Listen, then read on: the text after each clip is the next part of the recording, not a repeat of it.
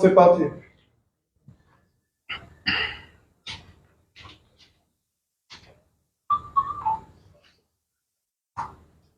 Bonsoir. Bonsoir.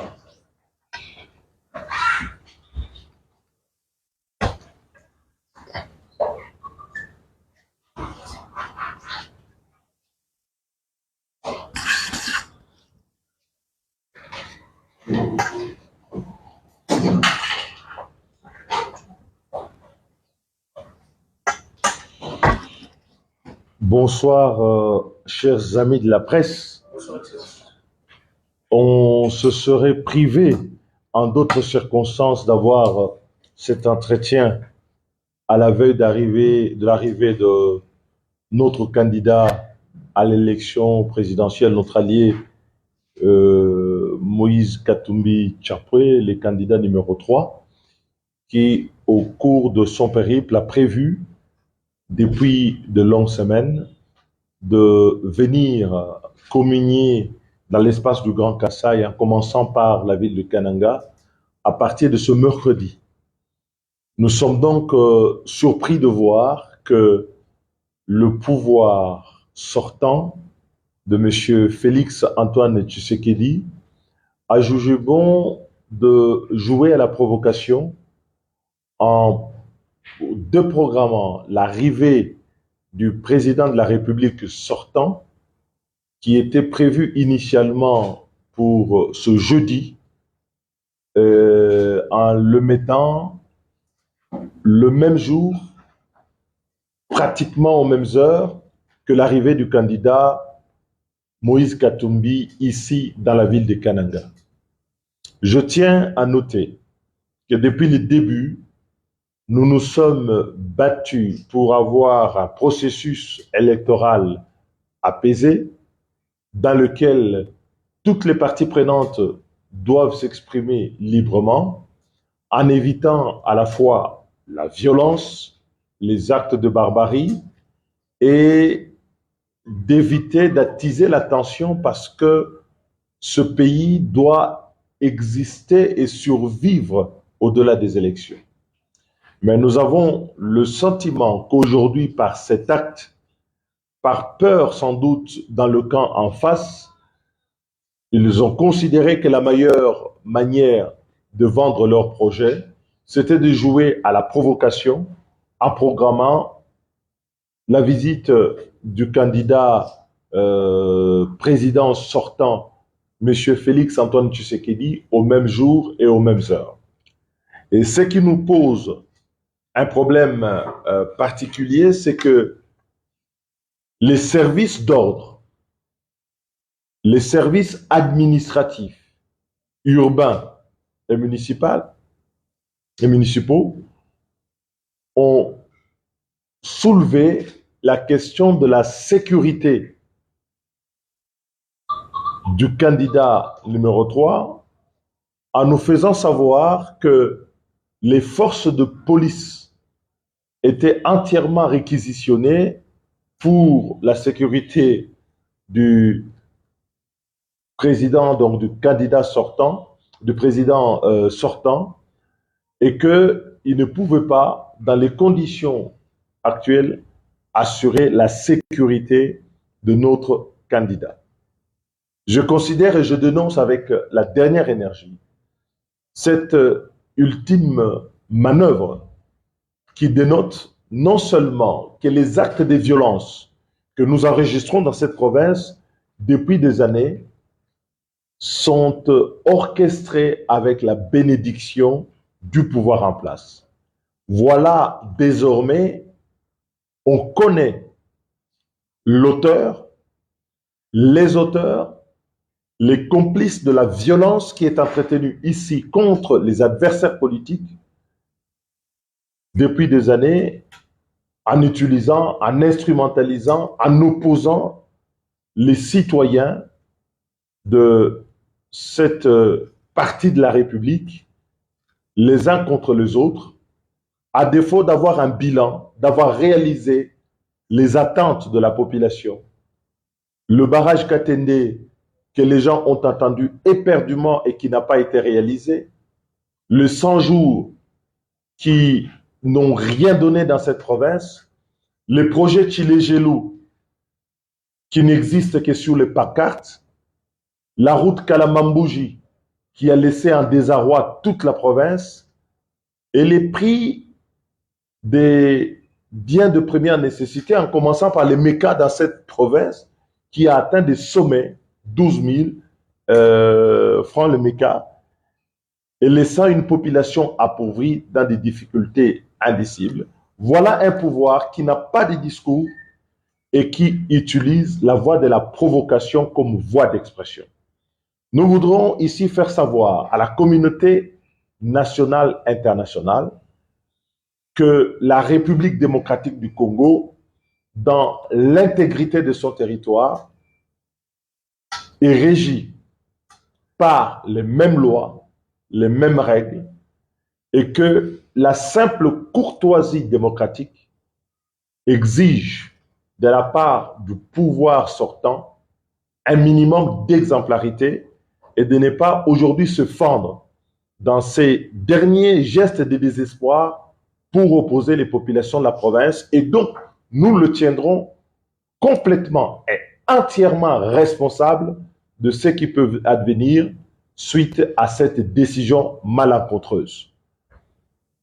La campagne se poursuit. Notre candidat est appelé à sillonner l'espace du Grand Kasaï, en commençant par la ville de Kananga, ainsi que d'autres contrées de nos provinces. Personne ne peut l'en empêcher. Et les obstructions qui sont aujourd'hui érigées de manière officielle par les pouvoirs en place démontrent le peu d'engagement démocratique de la part de ce pouvoir. Et donc, je voudrais rassurer nos populations de l'engagement et de la volonté de notre candidat de pouvoir fouler, comme c'était prévu, le sol de la province du Kasaï central et de continuer son périple dans les autres parties de la province. Nous avons, au cours de cette campagne, évité aussi possible que cela pouvait l'être, toute tension, d'attiser toute confrontation. Mais hélas, nous avons l'impression que c'est la seule expression qui reste au pouvoir aujourd'hui, de verser donc dans la provocation. Et donc nous en appelons à nos militants, aux populations du Kasaï central de ne pas se laisser abuser par ces promesses oisives, par cette provocation ultime, et de rester mobilisés pour accueillir le candidat numéro 3 qui foulera le sol du Kasaï central. J'ai dit et je vous remercie. Voilà. Monsieur le Président, vous permettez quelques questions, bien sûr. C'était juste un point d'information, mais une ou deux questions, oui. Voilà. Donc, la première, vous confirmez l'arrivée le mercredi où vous avez décidé finalement de reporter. Jusqu'à cette étape, nous confirmons l'arrivée du candidat pour le mercredi parce que c'était prévu ainsi et parce que le candidat devait l'être. Comment pouvez-vous comprendre? Toutes les lois de notre République, mais on sait que ce gouvernement ne sert ni la Constitution ni la loi de la République.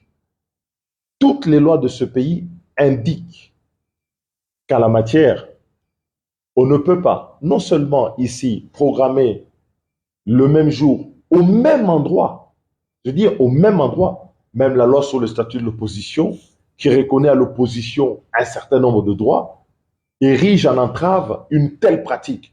Comment peut-on comprendre qu'un président de la République puisse recourir à l'entrave comme mécanisme de campagne électorale et ériger en face du meeting d'un candidat de l'opposition son propre meeting. C'est à la fois un aveu d'échec, mais un manque de sens des responsabilités du point de vue démocratique et par rapport au devoir qui est le sien, parce qu'il continue à être chef de l'État, d'assurer la paix et de garantir l'unité nationale. Et donc, ces pratiques doivent être dénoncées par tous les démocrates, par tous ceux qui se sont battus dans ces pays pour que nous puissions avoir une constitution, des règles et des élections que nous voulons certainement libres, démocratiques, transparentes, mais au-delà de tout, pacifiques. Et le premier qui a le devoir d'assurer la paix, c'est le président de la République sortant. Même quand il est sortant, il a ce devoir qui ne le quitte pas jusqu'au dernier jour de sa fonction. Nous ne pouvons pas comprendre que, ayant prévu d'arriver ici le jeudi, nous ayant programmé que notre candidat arrive le mercredi, l'ayant annoncé, eux l'ayant annoncé, qu'il se ravise pour revenir le mercredi et qu'au surplus, il programme son meeting en face du meeting, du lieu du meeting de notre candidat et que les services d'ordre, que les services de la mairie, que le gouvernorat nous demandent de délocaliser ce meeting à un endroit incertain. Cela est inacceptable dans un état de droit et nous voulons faire savoir qu'aujourd'hui, ce pouvoir qui n'a plus d'arguments, qui n'a plus de capacité de convaincre les gens par rapport au bilan qu'il aurait eu à défendre, se présente comme quelqu'un qui va à la conquête du pouvoir sans l'avoir exercé, parce qu'effectivement, pour la population, ce pouvoir n'a pas été exercé, les résultats ne sont pas au rendez-vous et il n'y a aucun bilan à défendre. Et donc, je dis, pour la liberté, pour la démocratie dans notre pays, c'est quelque chose de très préoccupant et d'engageant. Je voudrais rappeler ici que les caravanes, non seulement, moi je ne m'en plains plus, c'est devenu ici un sport national. Il y a des candidats qui arrivent ici et qui ne font l'objet d'aucune attaque, d'aucune menace, et qui font l'objet, on a vu des candidats présidents arriver ici et qui avaient une protection de la police supérieure au nombre de militants qu'ils avaient déplacés sur les lieux de leur meeting. Et quand nous arrivons, on envoie 2 éléments de police avec une certaine complicité avec les populations qui sont instrumentalisées, les militants d'un camp politique pour s'attaquer à un autre. Ça s'appelle de la violence, ça ne s'appelle pas de la démocratie. Et d'autre part, de voir qu'aujourd'hui, par le grand jour, ceux qui sont censés garantir la sécurité, la liberté de tous les candidats se disent incapables de protéger un candidat au motif que toutes les forces de l'ordre ont été réquisitionnées pour un camp politique et que nous sommes dans l'obligation de devoir déplacer un meeting. Nous ne sommes pas dans une démocratie, nous sommes dans un fait de violence, dans les voies de fait utilisées de manière ouverte par un pouvoir finissant, un pouvoir pour lequel le peuple congolais dans son ensemble souhaite la fin. Et fermer cette parenthèse. Merci. Excellent, s'il vous plaît. Qu'est-ce que nous pouvons retenir de l'endroit pour le meeting du président, du candidat président Moïse Katumbi? Vous suivez depuis des jours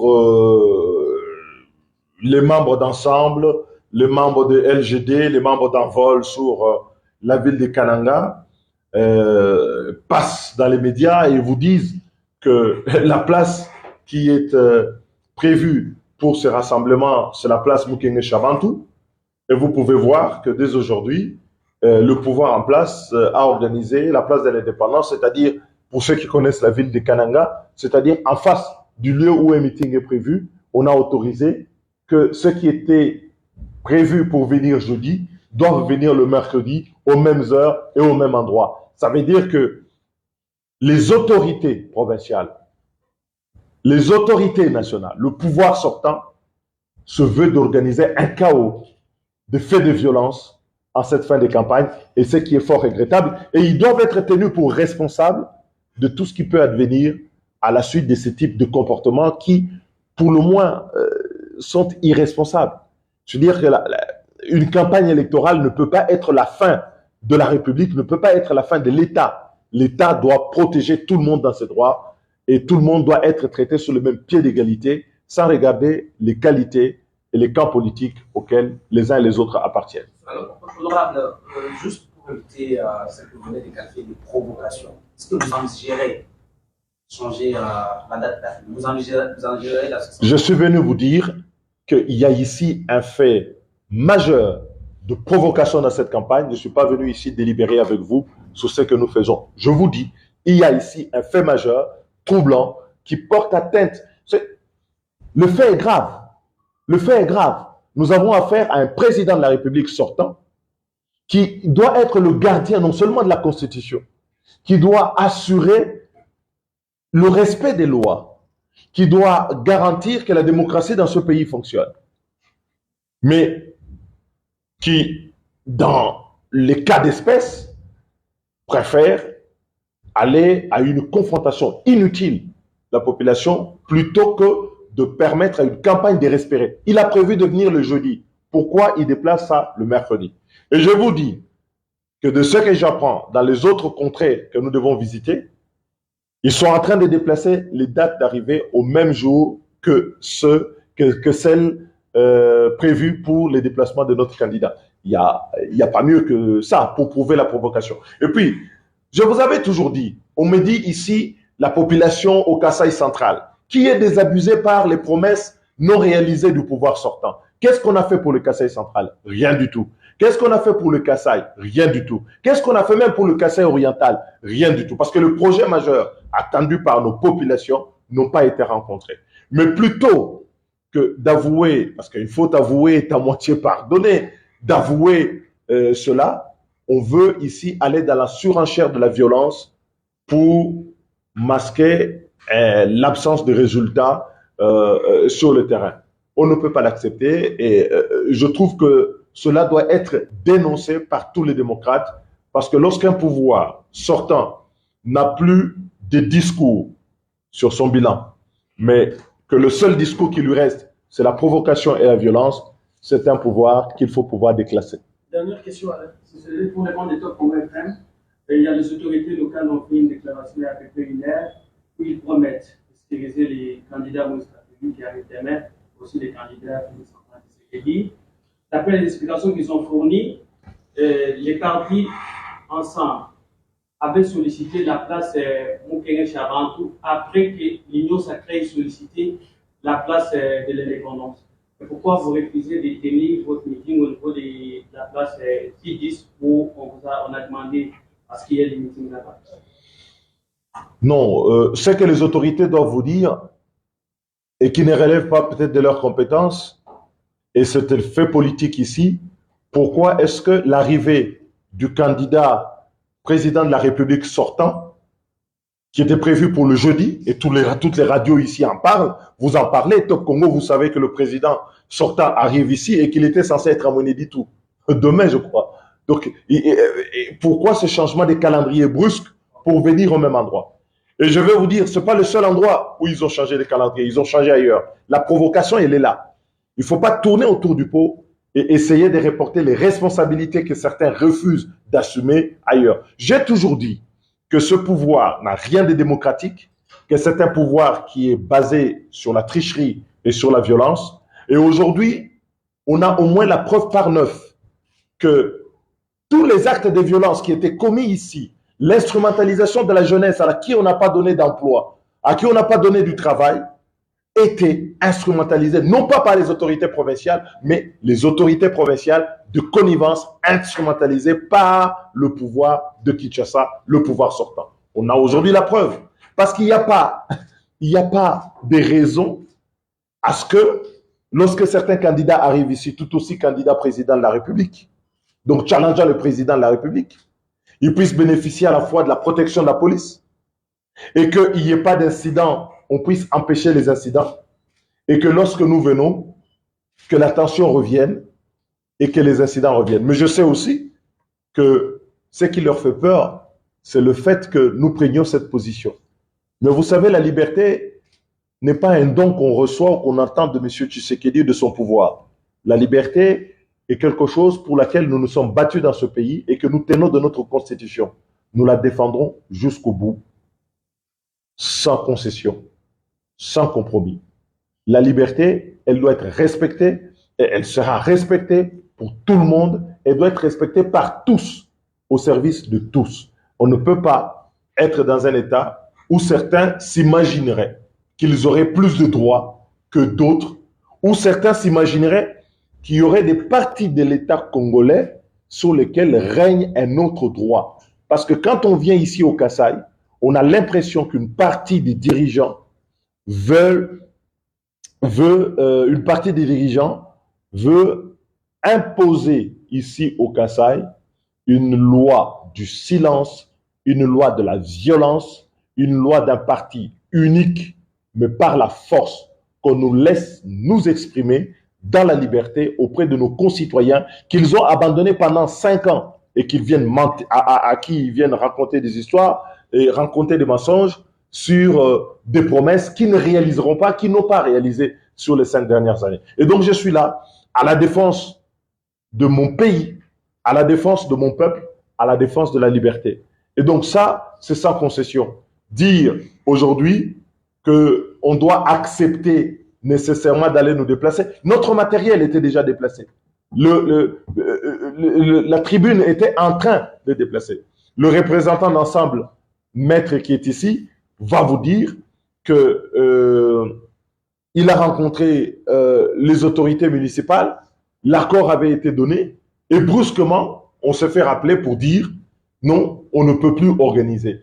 Ces comportements que nous avons condamnés contre Mobutu, contre le régime Kabila, ne peuvent pas et ne pouvaient pas. Et c'est la raison pour laquelle nous nous sommes toujours battus contre ces régimes, parce qu'il a reproduit justement tous les stigmates de ce que nous avons combattu pendant plus de 30 ans dans ce pays, c'est-à-dire la dictature, l'arbitraire et l'exercice discrétionnaire de droit dont les privilèges seraient réservés à certains et à d'autres que ce que le pouvoir veut bien pouvoir concéder. Nous sommes pendant une campagne et les candidats doivent être traités sur le même pied d'égalité et un candidat ne peut pas venir troubler un autre par rapport à ça. Donc ce que vous dites Top Congo ne correspond nullement à la réalité parce qu'en vérité, l'autorité municipale, quand on l'a vu, aurait dû nous dire que cette place-là était réservée. Nous a autorisé. Il a dit que vous pouvez le faire. On a commencé à déployer le matériel. Et donc, c'est après. Il faut donc qu'on cesse de considérer que l'État congolais appartient à un groupe, que l'espace public appartient à un camp qui peut en faire usage et en abuser à sa guise contre le droit d'autres citoyens. Nous sommes égaux pour cette situation et donc nous devons y aller. Et quand je vois que la caravane qui s'est déroulée ici sur la ville de manière pacifique a été menacée justement par ceux qui veulent empêcher que l'activité ne puisse avoir lieu. Les Kasaïens, le Kasaï central, doit avoir droit à la vérité, doit comprendre ce qui se passe dans ce pays et ne se laissera pas abuser plus longtemps. Comme partout ailleurs dans le Congo. Les gens aujourd'hui en ont marre de ces promesses non tenues et de ce pouvoir qui s'exerce par la force, la violence et les voies de fait. Merci.